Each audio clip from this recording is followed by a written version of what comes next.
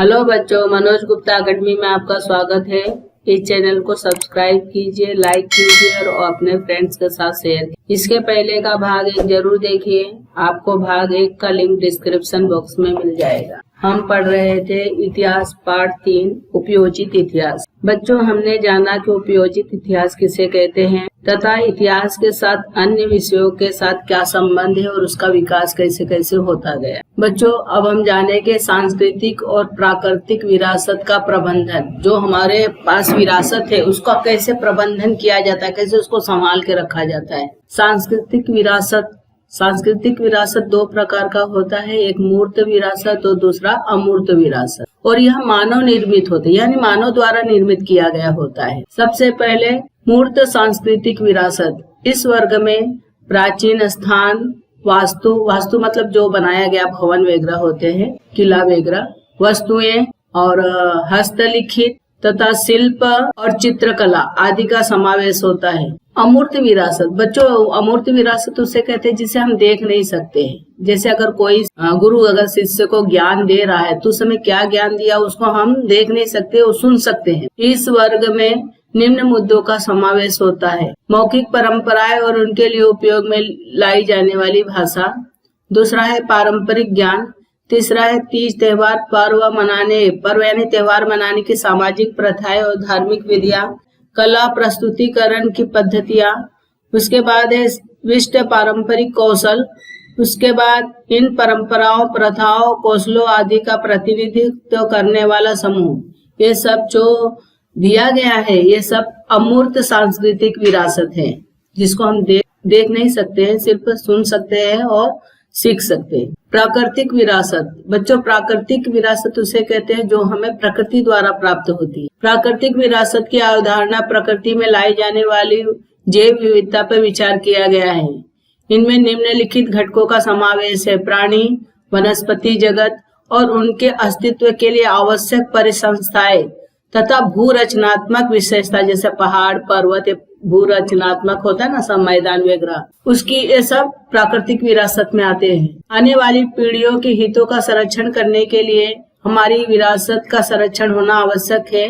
विलुप्त होने की कगार पर पहुंची सांस्कृतिक और प्राकृतिक विरासत का संरक्षण और संवर्धन होने की दृष्टि से विश्व संगठन यूनेस्को ने कुछ दिशा निर्देशक सिद्धांत घोषित किए हैं। उन दिशा निर्देशक सिद्धांतों के आधार पर विश्व विरासत के पद हेतु पात्र सिद्ध होने वाले स्थानों, परंपराओं की सूची घोषित की जाती है। यहाँ पे बताया गया है कि आज जो हमारी सांस्कृतिक और प्राकृतिक विरासत है वो धीरे धीरे खत्म हो रहे हैं, तो उसको संभालने की जरूरत है। इसके लिए विश्व संगठन बनाया गया है, वो हमको एक दिशा दिखाने का कार्य करती है कि कैसे हमको संभाल के रखना है अपना हमारा विरासत है। एक दृष्टिक्षेप में देखो बच्चों, यहाँ पे दिया गया है भारत के विश्व मौखिक और अमूर्त विरासत सूची की समाविष्ट परंपराएं। कौन कौन सी अमूर्त विरासत है?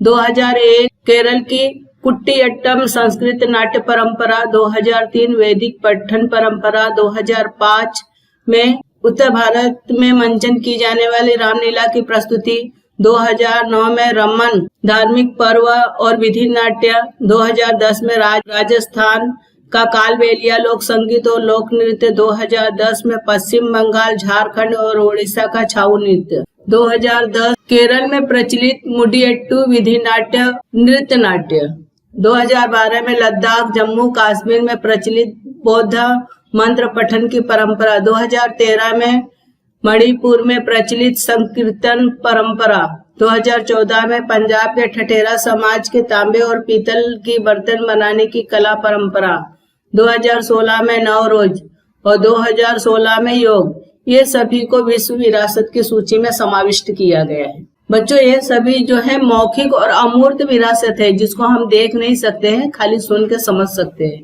भारत के विश्व विरासत के स्थान सांस्कृतिक: 1983 में आगरा का किला, 1983 में अजीटा की गुफाएं, 1983 में वेरुल की गुफाएं, 1983 में ताजमहल, 1984 में महाबलीपुरम के मंदिर, 1984 में कोणार्क का मंदिर, 1986 में गोवा के चर्च और कॉन्वेंट, 1986 में फतेहपुर सीकरी, 1986 में हम्पी का वास्तु संकुल, 1986 में खजुराहो के मंदिर, 1987 पे घारापुरी एलिफेंटा की गुफाएं, 1987 में चोलों के मंदिर तंजौर का बृहदेश्वर, 2004 में मंदिर गंगेकोंड चोलीश्वरम का बृहदेश्वर मंदिर और दारासुरम का ऐरावतेश्वर मंदिर, 1987 में पट्टदकल के मंदिर, 1989 में सांची के स्तूप, 1993 में हुमायूं का कब्र, 1993 में कुतुब मीनार और परिसर की वास्तुएं, 1999 में दार्जिलिंग हिमालयन रेलवे, दूसरा है Nilgiri mountain railway,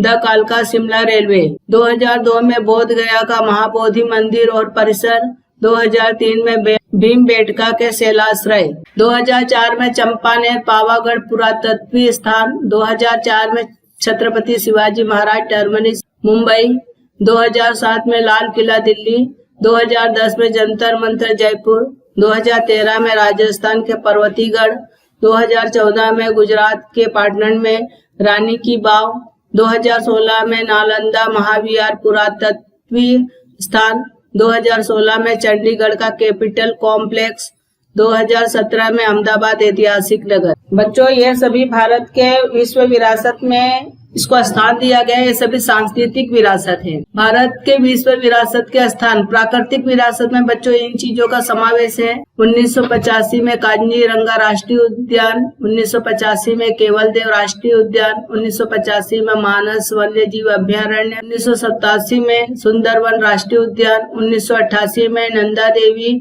of valley of flowers, 2005 में राष्ट्रीय उद्यान, 2012 में पश्चिमी घाट, 2014 में ग्रेट हिमालयन पार्क। बच्चों, ये सभी प्राकृतिक विरासत है और भारत के विश्व विरासत में इनको स्थान दिया गया है। भारत में विश्व स्वरूप के विश्व विरासत के स्थान 2016 में कांचनजंगा राष्ट्रीय उद्यान। देखो बच्चों, यहाँ चित्र दिया गया है। कैलाश मंदिर वेरूल एरोला में ये एक सांस्कृतिक विरासत है। इसको भी हमारे जो विश्व विरासत है विश्व का, उसमें इसको स्थान दिया गया है। यूनेस्को की विश्व प्राकृतिक विरासत सूची में पश्चिमी घाट का समावेश 2012 में किया गया। सातारा जिले के कास पठार पश्चिम घाट श्रेणियों में ही बसा हुआ है। सांस्कृतिक और प्राकृतिक विरासत का प्रबंधन करना यह उपयोजित इतिहास का एक प्रमुख अंग है। इस विरासत का संरक्षण और संवर्धन करने का अधिकांश कार्य भारत सरकार का पुरातत्व विभाग और भारत के प्रत्येक राज्य के राज्य सरकार पुरातत्व विभाग करता है। पुरातत्व विभाग मतलब जो खुदाई करता है, तो वो विभाग जो है संरक्षण करने का कार्य करता है। यह हमारे पूरे भारत देश में भी है और अलग अलग जो हमारे राज्य है, महाराष्ट्र गुजरात राज्य का, उनका अलग अलग पुरातत्व विभाग है। सभी लोग अपने अपने क्षेत्र का संरक्षण करने का कार्य करते हैं। इंटेक यह एक स्वयंसेवी संस्था है और यह इस क्षेत्र में यह संस्था 1984 से कार्यरत है। सांस्कृतिक और प्राकृतिक विरासत स्थानों का संरक्षण और संवर्धन की परियोजनाओं में अनेक विषयों के तज्ञ व्यक्तियों का समावेश रहता है। यानी ये सभी को संरक्षण करने के कार्य में इतिहास के जो तज्ञ व्यक्ति है की जरूरत होती है, उनका समावेश होता है। इन सभी से संबंधित स्थानों में सांस्कृतिक, सामाजिक, राजनीतिक इतिहास का बोध निर्माण करने का कार्य उपयोजित इतिहास द्वारा किया जाता है। कास के पठार का चित्र दिया गया है और यह इंटेक का लोगो का चित्र दिया है। परिणाम स्वरूप, पहला, परियोजना के अंतर्गत विरासत स्थानों के मूल स्वरूप को न बदलते हुए संरक्षण और संवर्धन का कार्य करना संभव होता है। जो परियोजना है उसके अंतर्गत जो हमारा विश्व विरासत का स्थान है, उसका जो मूल स्वरूप है, जो मूल ढांचा है, उसमें कोई प्रकार का बदलाव नहीं होना चाहिए और संभाल के भी हमको रखना है। यह संभव होता है। दूसरा, स्थानीय समाज का ताना बाना और मानसिकता, उनके सम्मुख वर्तमान कालीन विविध चुनौतियों, स्थानीय लोगों की अपेक्षाओं की समीक्षा की जाती है। इसमें क्या होता है कि जो लोगों की मानसिकता होती है, जो चुनौती होती है, उसका समीक्षा हम कर सकते हैं। तीसरा है, सांस्कृतिक विरासत स्थानों का संरक्षण और संवर्धन करते समय स्थानीय लोगों की भावनाएं आहत न हो, इसके लिए की जाने वाली उपाय योजनाओं का नियोजन किया जा सकता है। जैसे उदाहरण के तौर पे जैसे रायगढ़ का किला है, तो रायगढ़ का किला का अगर हमको संभाल के रखना है तो वहाँ के लोगों के साथ वहाँ के जो स्थानीय रहवासी है उनकी भावनाएं जुड़ी होती है, तो हमें ऐसा कोई कार्य नहीं करना चाहिए ताकि उनको किसी प्रकार का तकलीफ हो। चौथा है, स्थानीय लोगों को उन परियोजना में शामिल कराना चाहिए, यानी उनका भी सहभाग लेना चाहिए, उनको भी उसमें शामिल करना चाहिए। पांचवा, स्थानीय लोगों के पारंपरिक कौशलों को प्रोत्साहन दे सकेंगे, ऐसे उद्योग व्यवसायों को बढ़ावा मिलेगा। इसके लिए सुनियोजित ढंग से योजना बनाना संभव होता है। जैसे कहीं पे भी हम घूमने जाते तो वहाँ के स्थानीय लोग को तरह तरह के कौशल, जैसे कोई चीज बनाना या सजावट की वस्तुएं हो गया या और खान पान का व्यवसाय हो गया, तो उनको उससे बढ़ावा मिलता है। संबंधित व्यवसायिक क्षेत्र, नीचे उल्लेखित क्षेत्रों से संबंधित कानूनी नियम और सार्वजनिक नीतियां निश्चित करने हेतु इतिहास का ज्ञान सहयोगी सिद्ध होता है। पहला, संग्रहालय और अभिलेखागार। दूसरा है ऐतिहासिक स्थानों का संरक्षण और संवर्धन। तीसरा है पर्यटन और आतिथ्य, यानी जो पर्यटन करने के लिए लोग जाते हैं एक जगह से दूसरे जगह, उनका आतिथ्य करना, उनको मेहमान जैसा दर्जा देना, उनको हर चीज का उनका ध्यान रखना।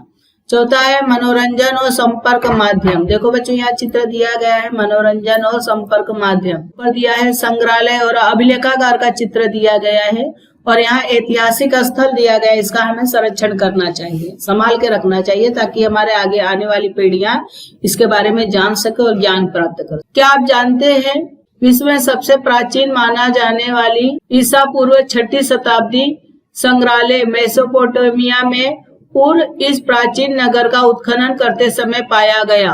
पूर्व में जब खुदाई हुई तो यह संग्रहालय प्राप्त हुआ। यह उत्खनन अंग्रेज पुरातत्व सर लियोनार्ड वुली ने 1922 ईस्वी से लेकर 1934 की कालावधि में किया। बच्चों, यह संग्रहालय जो है मेसोपोटामिया की जो राजकन्या थी उनका नाम था एनी गोल्डी, उन्होंने बांधा था। वह स्वयं संग्रहालय की संग्रहपाल के रूप में भी कार्य करती थी। संग्रहालय में जैसे किस चीज का संग्रह कैसे कैसे करना है, कैसे संभाल कर रखना है, वह भी कार्य करती थी। इस संग्रहालय में बरामद प्राचीन वस्तुओं के साथ उन वस्तुओं के विस्तार में वर्णन की जाने वाली मिट्टी की टिकिया भी मिली है। देखो बच्चों, यहाँ पे जो नीचे चित्र दिया गया है यह इस संग्रहालय का है और यहाँ पे मिट्टी की टिकिया दिखाई गई है। पुरातत्व विभाग के जो खुदाई करने वाले थे सर लियोनार्ड का चित्र दिया गया है। क्या आप जानते हैं इंडियन म्यूजियम कोलकाता, इसका चित्र दिया गया है। कोलकाता में स्थित इंडियन म्यूजियम की स्थापना एशियाटिक सोसाइटी द्वारा 1814 ईस्वी में हुआ। डेनिश वनस्पति वैज्ञानिक नेथानियल ओली के संग्रह के संस्थापक और प्रथम संग्रहपाल थे। ये जो चित्र दिया गया है छाया चित्र, ये 1905 का है। संग्रहालय के 3 प्रमुख विभाग कला, पुरातत्व और मानव विज्ञान है। यानी कला और पुरातत्व मतलब खुदाई, और मानव विज्ञान, ये 3 प्रमुख विभाग है। इनसे जुड़े संरक्षण, प्रकाशन, छाया चित्रण, प्रदर्शनी, प्रस्तुतिकरण, प्रतिकृति निर्मित, प्रशिक्षण, ग्रंथालय, सुरक्षा जैसे अनेक विभाग है। मालूम कर ले, अभिलेखागारों में महत्वपूर्ण पुराने कागजातों, दस्तावेजों, पुरानी फिल्म आदि रखी जाती है। संरक्षित मतलब इसमें संभाल के रखा जाता है। भारत में राष्ट्रीय अभिलेखागार नई दिल्ली में है। भारत में सभी राज्यों का अलग अलग अभिलेखागार है। दिल्ली में तो पूरे देश का है यह अभिलेखागार जो चित्र दिया गया। उसी प्रकार महाराष्ट्र में, गुजरात में और अलग अलग राज्यों में अलग अलग से अभिलेखागार बनाए गए। वैशिष्टपूर्ण अभिलेखागार पुणे में नेशनल फिल्म आर्काइव का मुख्य कार्यालय है। भारत सरकार के सूचना एवं प्रसारण विभाग के माध्यम विभाग के रूप में 1964 में इसकी स्थापना हुई। इसके प्रमुख 3 उद्देश्य थे। पहला, भविष्यकालीन पीढ़ियों के लिए दुर्लभ भारतीय फिल्मों की खोज करना, उन्हें प्राप्त करना और फिल्मों की इस विरासत का संरक्षण करना। दूसरा है फिल्मों से संबंधित महत्वपूर्ण घटकों का वर्गीकरण करना, उनका अस्थायी रूप से लेखन अंकन यानी लिखना और अंकन करना और अनुसंधान करना। तीसरा है फिल्म संस्कृति का प्रसार केंद्र स्थापित करना। ये सभी कार्य जो है नेशनल फिल्म आर्काइव करती है। देखो बच्चों, ये चित्र दिया गया है, पुणे में है नेशनल फिल्म आर्काइव। यहाँ से फिल्मों से संबंधित आपको हर चीज मिल जाएगी। इस पाठ में हमने देखा कि उपयोजित इतिहास का कार्य क्षेत्र लोगों के इतिहास के बारे में जागरण किस प्रकार किया जा सकता है, हमारी सांस्कृतिक और प्राकृतिक विरासत का संरक्षण और संवर्धन के विषय में समाज में किस प्रकार जागृति निर्माण किया जा सकता है, इसके लिए इतिहास का ज्ञान का उपयोग कैसे किया या करवाया जा सकता है, उसके अनुसांगिक रूप से व्यावसायिक कौशलों, उद्योग, व्यावसायिक क्षेत्र से किस प्रकार वृद्धि की जा सकती है। यानी इतिहास को लेकर हम कैसे कैसे कौशल को कर सकते हैं, व्यवसाय में कैसे वृद्धि कर सकते हैं, ज्ञान को कैसे हम उपयोग कर सकते हैं, सभी के बारे में अपना विकास कर सकते हैं। आदि बातों का विचार और नियोजन करने का कार्य उपयोजित इतिहास में किया जाता है। ऐतिहासिक और सार्वजनिक स्थानों का विद्रूपीकरण न हो। विद्रूपीकरण का मतलब खराब न हो, कुरूप न हो। आगामी पीढ़ियों के हितों के लिए उनका उचित पद्धति से संरक्षण और संवर्धन हो, इसके लिए आवश्यक है। यानी इसको हमें संभाल के रखना है ताकि वो आगे आने वाली पीढ़ी उसको देख सके, समझ सके और ज्ञान प्राप्त कर।